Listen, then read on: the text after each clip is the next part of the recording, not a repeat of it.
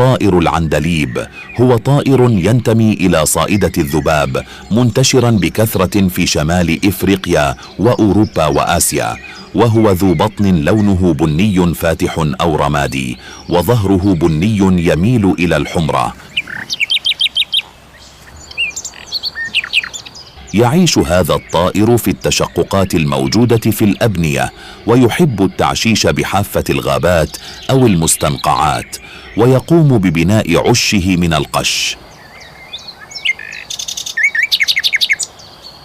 يتغذى هذا النوع من الطيور على الحشرات وعلى الحبوب.